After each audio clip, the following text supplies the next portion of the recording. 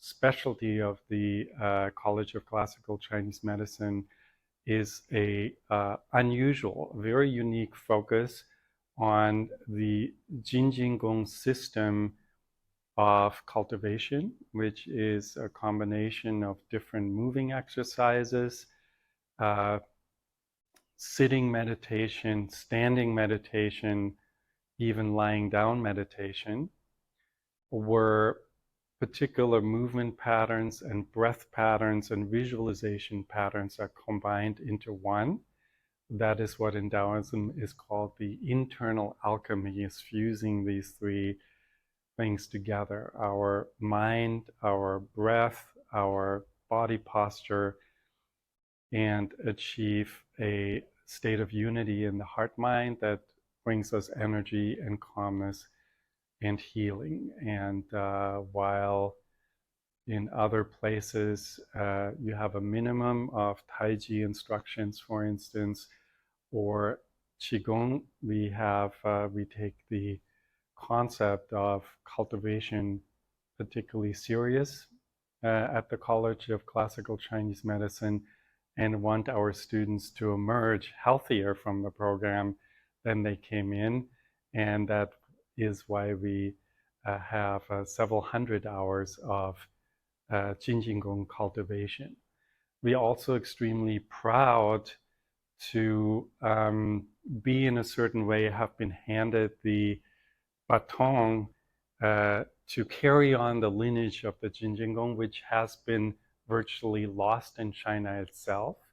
It's been recently declared by the Chinese government as one of the very few intangible cultural heritage items of Chinese cultivational culture.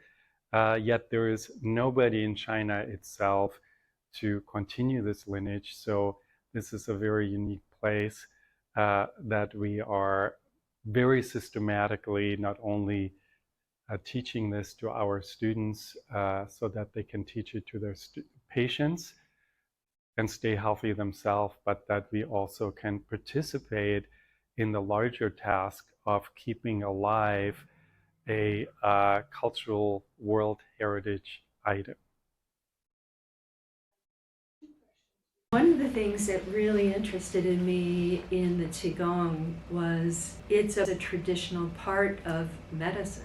It is a way to get to know oneself more deeply from the inside, get to understand the workings of the human being, both in terms of energy flow. Qi Gong, one way to define that is Qi, energy, Gong, work. The way energy moves within the body. Whenever there's pain, there's an indication that there's something out of balance, that the Qi is blocked, the flow is blocked. Cultivation is a way to understand where the blockages are and how to reestablish harmony and flow. Some people do cultivation in order to, but as Shifu says, that happens along the way, but that can be a big distraction. The real point of the cultivation is to get to know one's own essential nature, to become a person who knows their own heart And Xin, heart in Chinese, is not our physical heart, that's the earthen vessel holding our spirit. The Xin being the heart, the spiritual heart. And when we are whole, when there's flow, when we're really rooted in our body, then what's called our Xin, our heavenly nature, resides within our being. And we are living in a state of flow, in a state of authenticity, and that is going to not only bring health, true wellness and wholeness. And as a practitioner, that cultivation also brings us the ability to be fully present with our patients in a way that we're not limited by their limitation. It helps us to identify the places that they're stuck and to see their wholeness, to see their light, to see their truth, and be in a process in collaboration with them that supports their ability to regain their highest, essential, most joyful, connected, happy self. That's great. One of the things about cultivation and about medicine as it was historically practiced is that Chinese medicine, all ancient medicines, were based in a deep understanding of the laws of nature. As one cultivates oneself, one gets to have a deeper and deeper understanding of how to live in alignment with those laws of nature. One learns not just in a book way, not just through the mind. There's a way to understand that changes one's whole being. There's a way to connect. There's a concept in this medicine of transmission. One way of talking about it is that we connect with an energetic field of understanding and truth, that we are not only delivering again in this mental stream through words or through voice or writing or pictures, but we're actually communicating, we're connecting with an energetic field that can then be received by a student who has the openness to receive that. So lineage is about somebody who has a level of understanding and cultivation, who then can transmit that to their students through care, through connection. It's not about delivering something anonymously. It's about having a relationship. It's about having qing, having this care, having this connection. Shifu Wang talks a lot about the heart bridge. What's important in a teacher-student relationship and also in a practitioner-patient relationship is that there be this level of care and connection and respect. As people cultivate a level of understanding, and lineages hold particular ways of understanding a practice of medicine, a particular way of practicing acupuncture or herbal medicine or combination of many modalities. And the lineage transmission goes from teacher to student. The student cultivates and grows and becomes the teacher, and that's how this information is passed on. Not just through written information, but actually through direct. Sure, my particular lineage within the medicine relevant for this is the Jinjinggong lineage.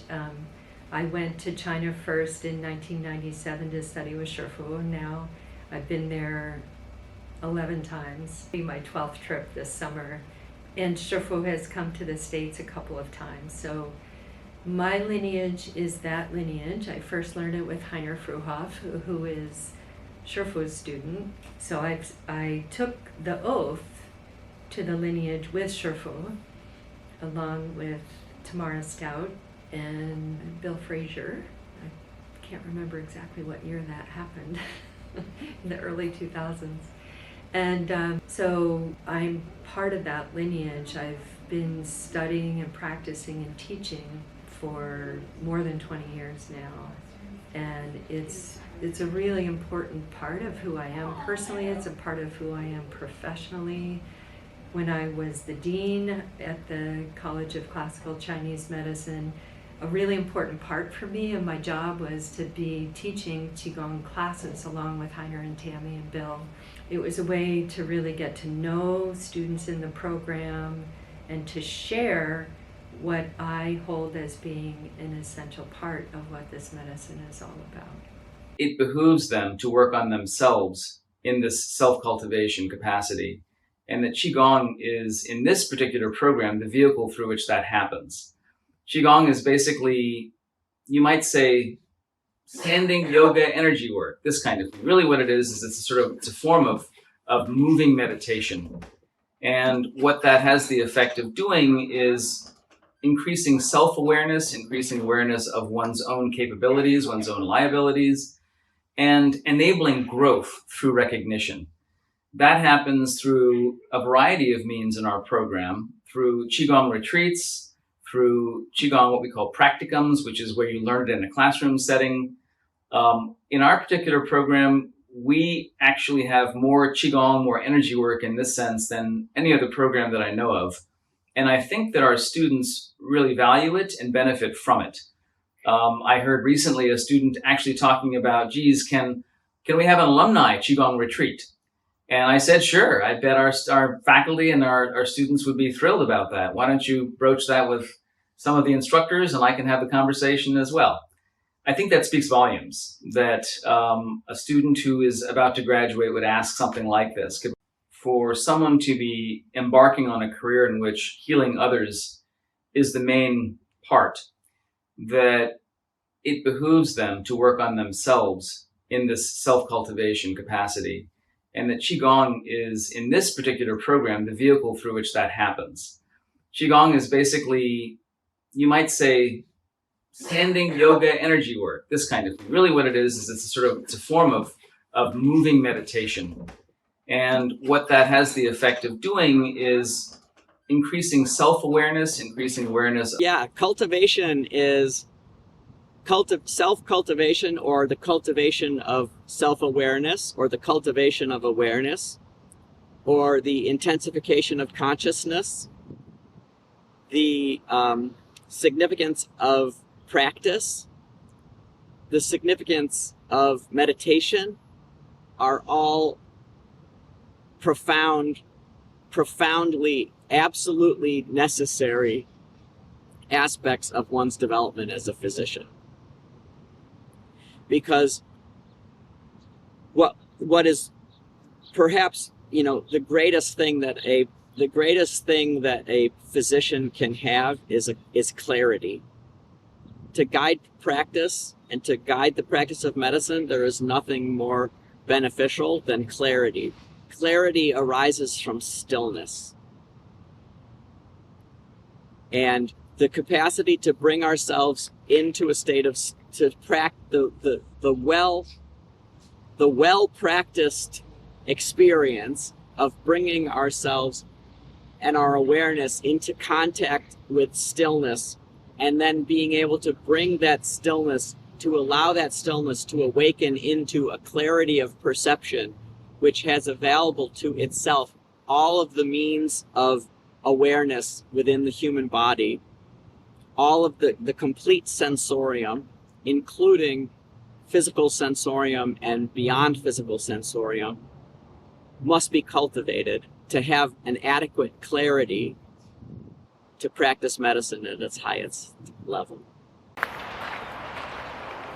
So one of the things I think as Westerners we are taught to dissociate from our bodies, or because our culture is pretty traumatic, really, especially for anybody who is othered or marginalized. It's a traumatic experience.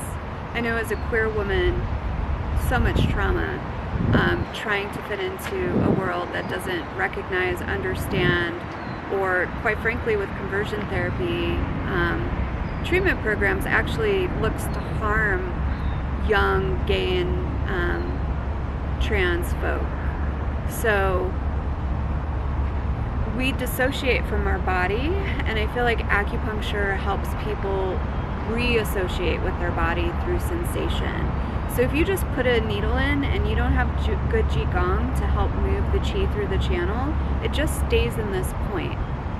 which is helpful for this part of the body, but really I'm integrating a person to bring them back into embodiment. And that's part of an anthroposophy ideology of we are here to incarnate fully, to incarnate mind, body, and spirit. And I help people through needling, through my Qigong practices, to embody fully.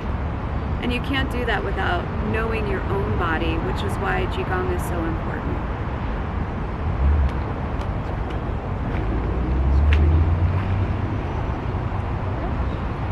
Your mind will be so narrow, but in order to capture all the discipline from the past, and then you see the origin, where they came from, how it evolved and developed into so many different styles. And what are their difference? And what are their similarity? What are the merging points? That we call the study of Quan Xue. And they have two big parts. One is for cultivation and life nurturing. That's a must. And then you talk about the martial element. If you are not healthy and strong, mentally, physically, you don't do martial art. So all the prep work to be healthy first. Cultivate yourself. In any medicine, you can talk about metabolism, you can talk about circulation and how deep your breath is. So there's certain disciplines are very merging in certain things. But what is the whole picture? To refine it to a higher level of understanding. Okay? So when people limited yourself in one lineage, you ask yourself, have you graduated from that lineage? Do you have time to explore other people's discipline and lineage and enable you, like doing research, broaden up your spectrum from one lineage to another, to another, to another? Maybe you would encounter enough knowledge, you would see where the origin came from. Because when master pass on the lineage, they usually limited to their own thing. So most people can't even graduate from one lineage. So you are stuck in there. So what if those who are diligently practicing and able to graduate from your own lineage, where are you heading to? You have to explore. Same as medical people. After you got your MD, are you going to explore some other medicine? Same in Chinese medicine. Have you explored the Indian one or the Amazon medicine man or whatever on the planet? Even for CCM training, you can still benefit something from the allopathic or the naturopathic. So that's what I hope. One day all the medicine would merge globally. I know this is an impossible vision. But one, right? but one. Because there's in medicine, my whole approach has been to empower people to not just become healthier, but to become more free in their thoughts and their emotions and their ability to succeed in the world, to thrive. I think those are deeper issues. And part of my theme around all that has been to increase education, to increase awareness. I think part of one of my skill sets is as a teacher. I like to teach these concepts and to really inspire others to then take these thoughts, which are often very scattered, and to bring them together and to maybe suggest new ways of thinking.